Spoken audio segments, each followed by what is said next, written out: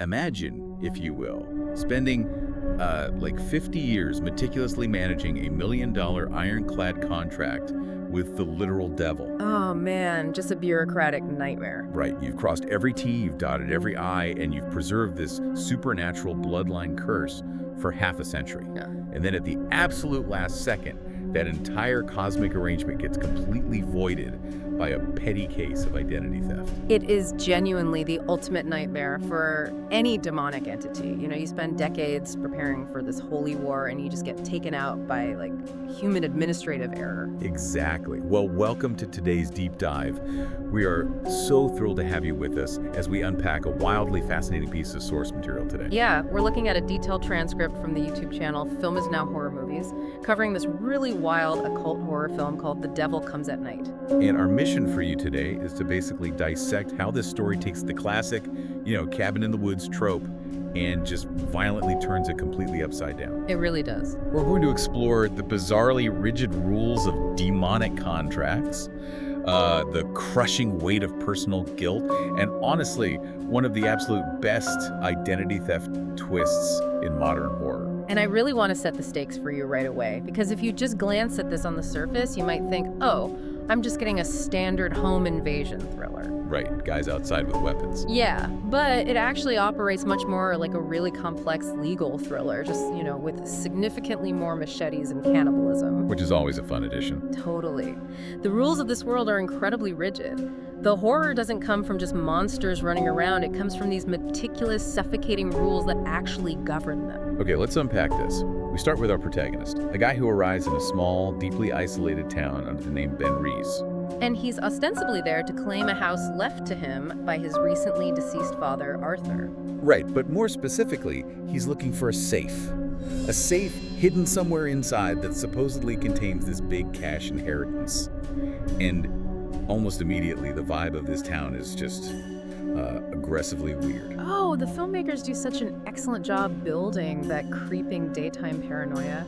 It's not a monster jumping out of a closet, it's just the unsettling nature of these overly friendly locals who simply will not leave you alone. Yeah, so he steps outside to check the property, and he is instantly accosted by his new neighbors, Ted and Lisa. They are so weird. They present themselves as these aggressively folksy, almost parody-level hipsters. I mean, they sell CBD dog biscuits, they foster rescue dogs, they're day drinking on the porch. It's also disarming at first. Exactly. Yeah. And they absolutely will not take no for an answer when inviting him over. But if you read the transcript carefully, the tension isn't just about, awkward social interactions. The protagonist is actively trying to brush them off. Yeah, he's like, look, my dad just died in a car crash 2 weeks ago. I'm just here to settle affairs and leave. But Ted and Lisa keep pushing. They start asking these weirdly specific, probing questions about his grandfather, and they keep trying to lure him out into the dark tree line that separates their properties. And thank goodness he doesn't go, because as soon as the sun goes down, it turns out Ted, Lisa, and seemingly half this town belong to a literal machete-wielding cult. A very dedicated cult, too. Very. So our protagonist ends up sheltering inside the house with a local librarian named Amy, and she's the one who confirms his worst fears. She tells him the town has been acting completely unhinged for 2 weeks. Right. Screams echoing in the woods, mysterious fires, people going missing, and now this whole town, led by a truly terrifying guy named Mason Banks, is actively hunting him. But here is the absolute kicker. The cult members have the house completely surrounded, but they cannot physically enter it. Yeah, so wait, explain the mechanics of this, because they find out from these old newspapers and police reports that the house is built on the grounds of the Second Coming Baptist Church. Which burned down on October 1st, 1969. Right. And in the cellar of the house, there's an old 1965 church pulpit just sitting there. Yeah. So the land is considered unconsecrated ground, which acts as this supernatural safe zone. Exactly. But I have to push back here. If it's unconsecrated, meaning it's not holy, shouldn't a demonic cult love that? Why does that stop them? Well, that is the brilliance of the theology here. What's fascinating here is the distinction between holy, unholy, and unconsecrated in occult mythology. Oh, I see. Yeah, holy ground repels evil, obviously. Unholy ground welcomes it. But this land was once a church, and then it burned down violently. It was never properly decommissioned or cleansed by the church. So it's just stuck. Exactly. It exists in theological limbo. It's this Yeah. bureaucratic dead zone where neither heaven nor hell actually has jurisdiction. Wow. So the cult, even though they're empowered by demonic forces, is physically blocked by a technicality. They cannot cross into a zone that the supernatural realm hasn't officially categorized yet. It's literally like playing tag as a kid and calling base. Yes. You're completely immune as long as your foot is touching that tree. But instead of annoying neighborhood kids waiting for you to step off, it's a violently deranged, racist cult pacing around the perimeter of your house in the pitch black. Exactly. And just consider the psychological toll of that specific dynamic. Usually, in a horror narrative, the ultimate goal is to escape the terrifying house, right? Right, the house is the trap. But here, the horror is a psychological torture of being trapped inside a safe zone that you can never, ever leave. You're just waiting them out. And Mason and his cult have the perimeter completely locked down. It's a siege where the walls are made of theological red tape rather than wood and brick. Yeah, the protagonist is perfectly safe from physical harm, but he is completely powerless to actually escape. It's agonizing. It is, and it naturally makes you wonder, why him? What makes this one random guy so important that a whole town will hold a murder vigil outside his lawn? Which brings us back to the safe. Right. The protagonist finally locates his father's hidden safe, and the combination is the exact date of that church fire, October 1st, 1969. But when he cracks it open, there's no money. None. There's only a cassette tape dated just 2 days prior to the fire, September 29th, 1969. Ah, the 1969 exorcism tape. Yeah. If we connect this to the bigger picture of the film, this is the exact moment the lore violently expands from a localized home invasion into this massive, multi-generational supernatural conspiracy. Because they play this old, crackling cassette, and it is a recording of Ben's grandfather, Reverend Peter Reese, and he is attempting to perform a chaotic exorcism on a 36-year-old Mason Banks, The exact same Mason Banks who is currently standing outside the house in the present day. looking like he hasn't aged a single day in over 50 years. The audio on the tape is meant to be chilling. You hear the Reverend shouting prayers, you hear Mason's mother sobbing, and then you hear this deeply unnatural demonic entity actually speaking through Mason. And the transcript explicitly details the origin of this whole nightmare. According to the source material, Mason Banks violently despised the Reverend. Yes, very important context here. The transcript notes that Mason hated the Reverends, and this is a direct quote from the Source Integration Negro Praying. Right, because the church, back in 1969, was an integrated congregation. Exactly. And Mason's hatred for that integration was so deep and venomous that he willingly summoned a demon and sold his soul just to acquire the power to destroy the Reverend and his church. And I think it's important to note for you listening, we are strictly unpacking the literal narrative machinery the filmmakers used here. Right, right. The film anchors the supernatural evil in the very real, very ugly historical racial tensions of 1969.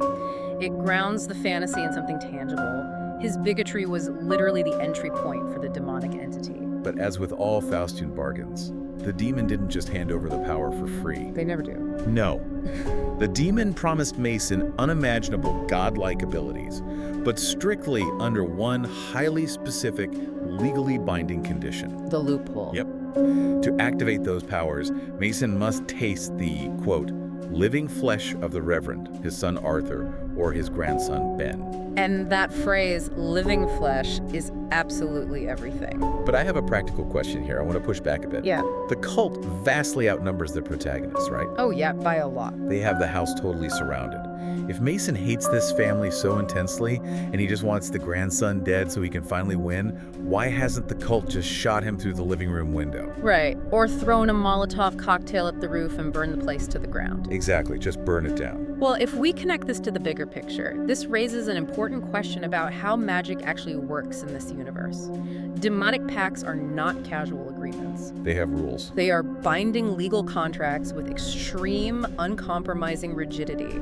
The demon's terms explicitly require the consumption of living flesh. So they can't just kill him. Exactly. It's not about just killing them. It's about consuming the life force while the soul is still attached to the body.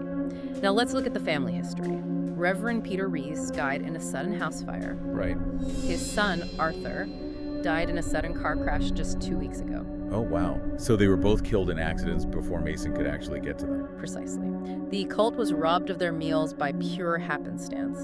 If they shoot this protagonist through the window, or if they burn the house down and he dies of smoke inhalation. His flesh is no longer living. Exactly. The soul departs, the contract is immediately voided, they need him alive. That is so twisted. It completely recontextualizes everything we are watching. It turns cannibalism from a mere horrific act of violence into a strict binding contractual obligation. So the bureaucracy of hell. Yeah. Mason isn't just a monster wanting to eat someone. He's like a desperate mid-level manager trying to execute the final clause of a 50-year-old contract before his absolute last opportunity expires. They have to keep him alive just long enough to drag him across that property line, which essentially turns the cult into supernatural auditors, terrified of accidentally killing their own target. And that makes the protagonist's choices inside the house even more stressful, because he figures this out. He knows they need him breathing, and he knows he's completely safe as long as he stays inside. So why not just wait? Exactly. Why doesn't he just pull up a chair, crack open one of those CBD beers from the hipsters, and just wait for the sun to come out? Why is he actively risking his life in the dark, dragging Amy down to the cellar, obsessively looking for this money? Well, that brings us to the really fascinating psychology of our protagonist. He's not staying in that house for his own survival. He's staying for Jack. Right, Jack. We learn that Jack is his former boxing trainer and manager, and Jack is currently trapped somewhere out in the town in the clutches of Mason's cult. But it's more than just standard buddy movie loyalty. Right, the protagonist desperately needs the inheritance money because Jack is dying of terminal cancer, and they are both completely broke. And here is where we get the confession that flips the script on the whole movie. It really does. He reveals to Amy that he didn't just lose his professional boxing career because he was partying too hard or slacking off. The truth is much, much darker. It involves a profound level of calculated betrayal. Here's where it gets really interesting. Yeah. He confesses that when he started losing fights, he got scared. He didn't want to admit his career was fading. So without Jack knowing anything about it, he started cheating. In a horrible way. Yeah, he secretly had an assistant trainer load his boxing wraps with plaster of Paris before he put his gloves on. So his fists quite literally became concrete blocks. Exactly. He started winning again in this devastating, horrific fashion. He was breaking orbital bones, completely shattering jaws. I mean, he permanently blinded one of his opponents. Just brutal. And when the commission finally caught him, they came down with a hammer. They handed out lifetime bans, not just to him, but to Jack, who actually took the blame to try and protect his fighter. He destroyed his own career, physically ruined the lives of his opponents, and left his best friend facing terminal cancer with absolutely nothing. Which completely reframes his motivation for this entire night. Is he actually being a hero by risking his life to find this money for Jack?